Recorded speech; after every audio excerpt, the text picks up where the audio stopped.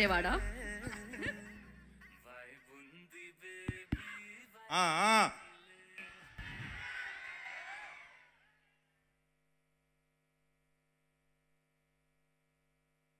చాలా ఏళ్ళుగా ఇలా విజయవాడలో ఒక స్టేజ్ మీద నుంచొని మాట్లాడాలన్న కోరిక నా సినిమాతో జరుగుద్ది అనుకున్నా. సినిమాకి కొంచెం ముందు మిరాయితో జరిగింది. చాలా చాలా ఆనందంగా ఉంది. ఫస్ట్ ఆఫ్ ఆల్ అందరికీ హాయ్.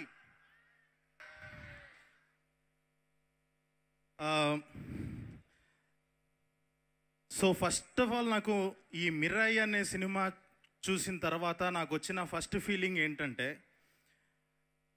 ఒక తెలుగు ఫిలిం ఇండస్ట్రీ గురించి ఒక డిఫైన్ చేసే ఒక లైన్ వచ్చిందనమాట ఈ మిరాయి సినిమా చూడంగానే. సో టాలీవుడ్ అంటే ఏంటి అని అంటే, హీరోలని దేవుళ్ళలా చూపించాలన్నా మనమే, దేవుళ్ళని హీరోల్లా చూపించాలన్నా కూడా మనమే అని. సో ఆ లెవెల్ ఫీలింగ్ వచ్చింది.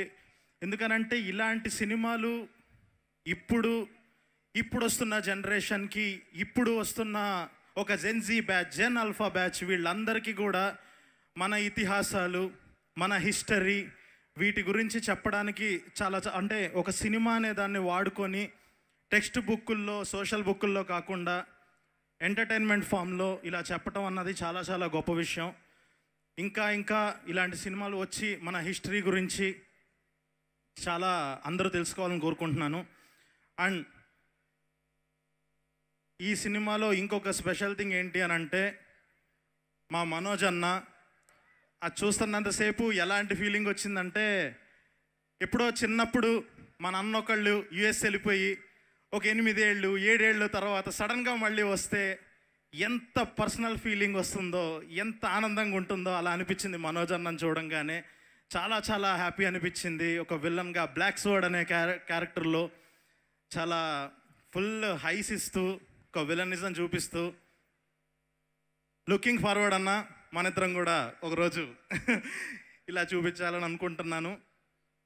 అండ్ తేజ సజ్జా ఈ కైండ్ ఆఫ్ జానరా ఫిలిమ్స్ని ఇంకా ముందుకు తీసుకొచ్చి ఇంకా ఆడియన్స్ ముందుకు తీసుకురావాలి అని కూడా కోరుకుంటున్నాను. And congratulations Karthik Ghattamaneni director.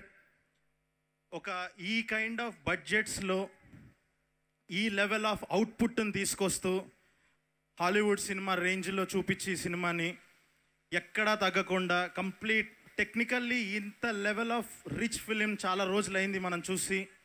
So ఇది ఒక బెంచ్ మార్క్ సెట్ చేసింది cinema. And Ritika, you did fantastic job. And ఒక బ్లాక్ బస్టర్ సినిమా కావాల్సిన బిగ్గెస్ట్ రూల్ ఏంటనంటే, ఒక strongest ever female character Shreya గారు ఇందులో ఆ క్యారెక్టర్తో పాటు సినిమాని కూడా చాలా హోల్డ్ చేశారు. So it's like phenomenal performance అసలు ఈ సినిమాలో మిమ్మల్ని చూడటం ఇలాగా.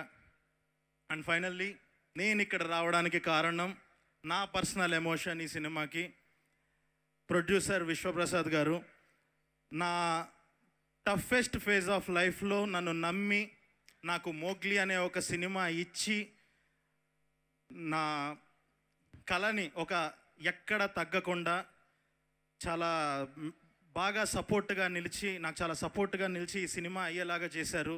అండ్ ఇలాగే ఇంకా ఒక విజన్తో ఇలాంటి సినిమాలను నమ్మి ఆ బడ్జెట్స్ని వాటిని అసలు ఎక్కడ లెక్క చేయకుండా జస్ట్ లైక్ కంటెంట్ని నమ్మి తీసుకురావడం అన్నది మామూలు విషయం కాదు.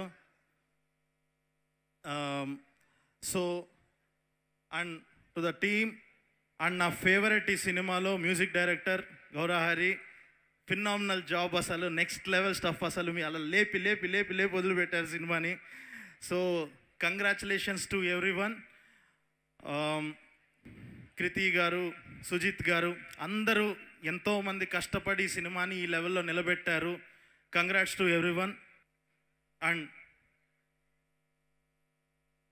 యా, సో ఫైనల్గా ఇంకెవరన్నా చూడకపోతే థియేటర్కి వెళ్ళి చూడండి.